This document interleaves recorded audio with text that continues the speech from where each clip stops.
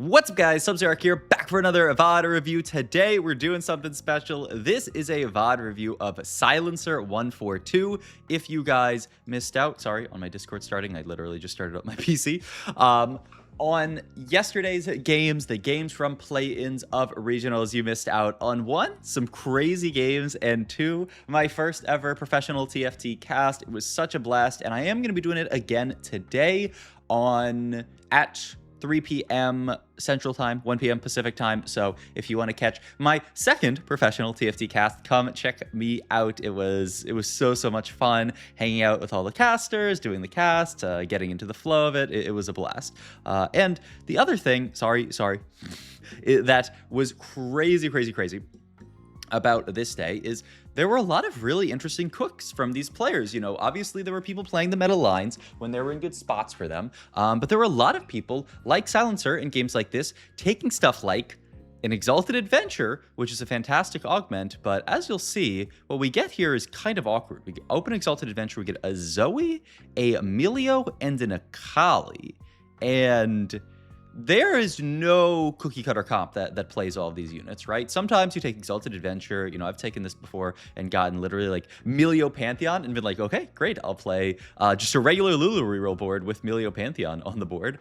So easy enough to do normally, but you can see that, you know, Silencer has to cook a little bit here, and he immediately pops in Team Player here, throws Panth, Milio, Maokai, Akali in, and says these units actually link up pretty decently. You know, I can link via Brawler here, get Nova in here, and so that's going to be my game plan, is I'm going to play Milio plus Akali reroll, and as you'll see from this, what ends up happening this game, it ends up getting crazier from there. It's not even that straightforward.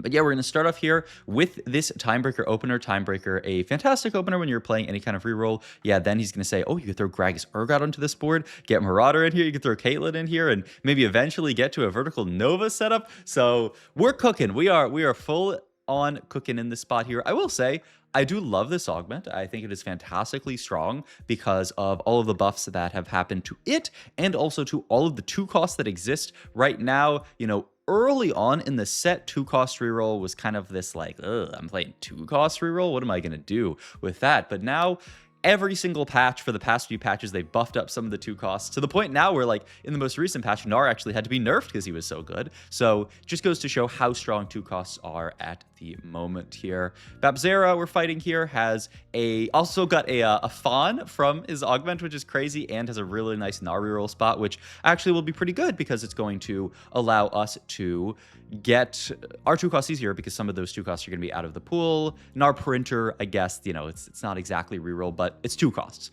It's also Varus Portal, which gives us the possibility of getting stuff like useful units here, though we know that when we're taking Super Party Gift here, we're going to be getting access to 3 costs here, so nothing crazy here in terms of units that we can pick up, but it's gold, and we also know that we're pretty unlikely to want any big 4 costs here, so we can just take this, take the extra gold here, and be relatively happy with it. So yeah, this is the spot here. We do have the Lulu if we wanted to make some kind of weird like Lulu reroll cook here, but it's pretty difficult. Fitting Akali in on top of all that Lulu stuff is just not really going to work. The Lulu reroll board is very tight, right? You have a very tight 7 units that you basically always want to fit in onto the board. Oftentimes, you know, you're stuck on 6 at saying, oh, I wish I had an extra unit slot. And then on top of that, usually playing Rost. So it's pretty difficult to get there. He is considering this setup, by the way, getting to Vertical Nova here, which makes sense, right? Vertical Nova has been buffed up after recent patches, and Akali, even as a Nova user, was buffed up. So something you could think about there. And he's still playing around with it. It's funny, we're at the end of this stage and we don't 100% know what our board's going to be yet. And we also do take the full 5 loss here, which is fantastic. Rotating to Philip here, who has the Ornn 2. Keep an eye on Philip's setup here, Ornn 2 with the prismatic ticket, and then I want you guys to look what happens to Minhee's board a little bit later in this game, because this is a wild decision for Minhee. I am quite shocked that he made this call, and it ended up really biting him. So you guys will see as we get further, but we have these anvils coming. We can look to itemize Milio, who is going to be our main carry onto this board here. Can pop this anvil and look for, you know, a tank item, and then perhaps finish off a Milio item, so maybe like a Gargoyle Shojin in this spot here. And yeah, I think we can be very happy about this setup. Pantheon He's kind of similar to Jax actually in itemization, where he gives himself double effects when he casts. He gives himself DR and a shield, so you just want stuff that scales up with the DR and shield, which is Armor Namar, it's casting, it's even AP. So yeah, he's a lot like actually Jax in terms of the way he operates. Multiple tanks, this set printed in that way. Next augment here. This is a fun one. He does just take the gold augment, the gain 21 gold here, because all we need is enough econ to reach our board, right? We don't really need that much combat. The combat will flow from the fact that our augment, once we cash out, is going to give us a ton of good stuff here. So yeah, we don't actually need to take any kind of combat augment here. We can just take the gain 21 gold and have enough gold to spike our board here. Hopefully win some fights. You know, we did 6 loss, and that happens a lot when you take stuff like an Exalted Adventure, because obviously we don't have a prismatic augment at this point in the game. So we're kind of expecting to loss streak. With this augment, usually you're hoping you can steal a few random wins against some of the weaker boards at stage 3. Because if you 10 loss into your board, you can still exist, you can, you know, survive, but it's not ideal. You would really, really like to get a win here and there just to have some HP to play with. And we do also pivot into this version of this board here. The 4 brawler setup here, really, really good. The Akali doesn't really do much on the board right now, and she can obviously come in once we hit her 3-starred. You can think about playing her once she's 2-starred, but it's a little bit far. We are fighting this board here from Minhee, which is pretty rough. And you can see, look at this augment selection from Minhee. Opted to take 2 tanky in this spot here. And if we go back and look at his board just real quick here, you'll see he does have amazing Samira items. Warmog's Gargoyle, IE, LW Shojin. Like, you could not handpick better items for Samira.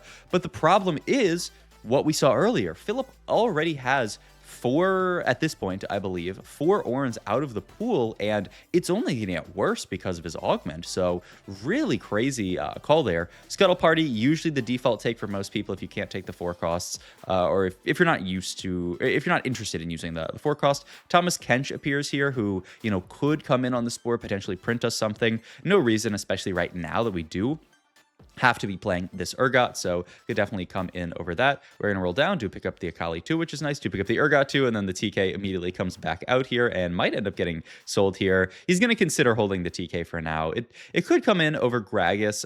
There's no, you know, 100% reason why Gragas has to be our unit on this board. The main reason why we're holding him right now is the possibility of hitting Gragas 3, because we're rolling on 6, and so makes sense to hold as many good 2 costs as possible here. So we'll see. But for now, the Gragas 2 is better than the TK, so we're not going to greed the print. We're just going to greed strongest board here, because our HP, right? 48 HP in this spot. Every point of HP that we save is HP that going into next stage will give us more life. We do roll down, pick up our 6th Milio at that point. We're only on 3 Akalis here. You can see this is another player. There is a Jinx Reroll player in the lobby, though they're not actually holding that many Akalis yet. So it's actually not a huge problem, the state that they're in, but it is still something that we have to worry about a little bit, saying, maybe they're going to steal some of our Akalis. But really, it's going to be the opposite in many ways, that we are going to steal their Akalis. Rotate into Ego in that last fight. Sadly, we take a loss. Not ideal, but Ego was very, very strong. Has that deadlier cast, which got buffed up this patch. I think this augment is fantastic now because you can take it, play it into Veigar, reroll, and have a great spot. And yeah, you can see a couple of Kalis out. Not the end of the world, but it is going to be a bit of an annoyance. And also, we are getting to the phase where usually you have to send it here. Very, very often people will send it 0 on 4-1 here. Opts to take the Rod here just to get a solid heal cut item here, and then the TG is going to come down as well. And so we are going to start sending it here. Very, very close, picking up the Milio. Still quite a few Akalis off, but we do have the double dupes, remember. So we are 1 Akali off with the double dupes. Is just going to make TG at this point here, and going to hope that maybe we can steal a fight with this Milio 3, and then next round we are going to hit. So we could have double duped Akali this last round right at the end here, but we did want to greed for everything, right? We're 2 off Gragas as well, and if we can hit, and you know, a few off Pantheon as well here. So if we can hit some of this stuff, then we will be in a much better spot here. Duo Q side effects, climb the ladder. I don't really love any of these that much here. I guess you could take Duo Q for the gold, and that is what we are going to take here. Sell off both of them immediately, and then go dupe dupe and get our cash out here. So beautiful. We reach it. We are going to move items over to Gragas here, and this is our setup now. We get a Radiant GS that we can throw into Milio. The Morello can move down to the Urgot because he has a little bit of AoE. The TG can move up to Akali, and then, yeah, look at this Gragas. 4 Brawler, Warmogs, Radiant Warmogs, Gargoyle. This is the world's tankiest Gragas. Even he is an absolute wall to get through. And once we hit this board, we're kind of chilling. You can see we rotate into, that is Philip's board, who actually has not hit all of his stuff yet, because remember, Minhee and Philip are rolling for this stuff. So Philip finally this round hits the Orin 3, but he's getting denied by Minhee, and Minhee is also getting denied by the fact that he has so many copies. So 6 copies Samira, 4 copies Orin means that Philip has no ability to hit Samira until Minhee ends up passing away in this game here. So really, really good news for us that these guys just ended up contesting each other in the Space Groovian line. Space Groove, a fantastic reroll line, one of the best 3-cost lines, but you don't want to be contested. It's usually a pretty bad sign when you're contested in any kind of reroll, especially 3-cost reroll. Only 18 copies means that you are not really able to hit through this kind of stuff here. Does just take the Varus side here. I mean, it makes a good amount of sense. One, this locks us in on Varus Boon, so that's more HP onto our entire board, and it's instantaneous gold here, which is pretty nice. This will be gold that we can use to push levels. Maybe even roll for, I don't think we're gonna roll for Pantheon, honestly. We could even hit some kind of cool 4-cost on this board as well. Ends up actually selling the Rost off, which is quite interesting. I would have thought that our next in would be Rost here, but we can still definitely go down that more vertical Nova path, eventually maybe even reaching 5 Nova on 9, and then Nova-ing the Akali. That would mean that we wouldn't need the Morello anymore, because Akali's Nova bonus does have heal cut on top of it. Also, look at this TG on Akali. Blue buff Edge of Night just absolutely clears the enemy back line. I mean, that's pretty fortunate for us, I will say. And Minhee takes a loss here, goes out in 8th. And the thing is look at Philip's HP. Not only does Minhee grief his own game by taking this path, but he also ends up dragging Philip down, where Philip's now in this spot where he can't really top 4 unless he wins every single fight from here on out. So really, really rough. Greya's board, that was the other reroll board, and we're actually going to level right now, saying, you know what, Greya's board's pretty strong, has that Jinx 3, has all of this stuff here, managed to also reach Akali 3. Kind of funny that we contested each other and still hit, but we'd actually really like this Armin and Marshad via getting Aatrox in here. And so, yeah, we are going to level up in this spot here. Going to hold on to the Pantheons for now, it looks like. Holding out hope for a potential random Pantheon here. At this point, we're kind of done on most of our items, so we can take a lot of stuff here. Looking like we're going to just take decent Akali items, then move TG over. Yeah, I think this makes a lot of sense here. She has the spell crit already. Everybody has the spell crit already from her Nova bonus, and so we can move the TG over, put it on to the other tank in the Maokai, have that be our duo tank, and then Akali can eventually get some items. Look at that pivot by Bapzera, by the way. All of the components on his bench. Kind of wish we just sat on Bapzera's board and watched him pivot there, because that is a very, very difficult turn. Oh, I can't believe we didn't catch that turn on main broadcast. I will also say, man, casting main broadcast, that is a whirlwind. There's so many like points watching back this game that I want to talk about, but it's like when you're casting main broadcast, you're just like go, go, go, go, and it's like I'm constantly just trying to make a good point. Hopefully I did a good job on main broadcast. If you guys watched it, it was an absolute blast, like I said at the start. Rotated to Philip there and actually take a loss, which is pretty unfortunate for us. Was really hoping that we could win that fight, but Philip had the good luck to have Minhee actually go out before, going into stage 5. So he was actually able to hit his entire board now. The worst case scenario for Philip is if Minhee had a little bit more HP and would have been able to hold on until stage 5, deny both of them, and then it would have been really, really rough for both. But instead, Philip just has to pay a bunch of HP, but he does make it to his board. Rotate into Bosso's board here. Bosso ended up being hard commit Meeple in this game, which is kind of funny because it was a pretty contested Meeple lobby. So he ended up having this awkward situation where he wasn't able to get to a lot of his Meeple stuff, ended up having to carry a Meeple Karma, which is usually not what you are looking for, and so he gets stuck there. Move the Morello up to Akali, say, there's no reason for this to be on the Urgot for now. Probably going to move back down to Urgot after Carousel here, but for now, it's a good enough item on Akali. She has good AoE, and Ego here, the big kahuna in this game. He had that win streak we saw earlier with the deadlier caps, has at this point, like, either 80 or 100 AP onto his Veigar, so just completely disgustingly strong here. We roll to try to get a better item for Akali. We do end up getting Hodge, which is honestly not bad in this spot here. Just another Hodge to allow her to heal up, do extra damage, extra crit on the spell crit that she already has here. And we are going to fight Gray here, our arch nemesis, the person we are fighting for top 4 with. The only downside is our Akali gets focused down here, which is really rough. So we actually get our front line blown up. It was actually a little bit of a positioning diff in this fight here. We do lose the fight, but Gray also loses the fight, and so we managed to lock in a top 4. This was just a crazy game. I just thought a really cool game. When we saw these units from the start here from Exalted Adventure, I was like, I don't know what we're gonna do. We're gonna have to cook a little bit here, and certainly we did cook. Silencer did make it onto day 2.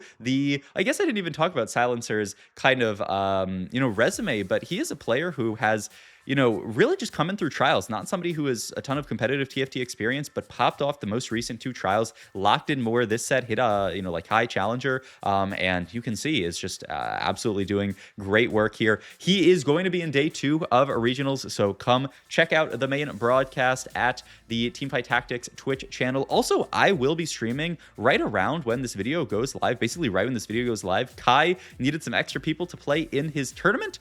So I am going to be playing in Kai's tournament, literally starting right when this video goes live. So come check me out then, and then come check me out in regionals. I've booked my weekend way too much, but hey, it's fun. We love TFT. So I will see you guys in the next video. Thanks for watching as always. Bye-bye.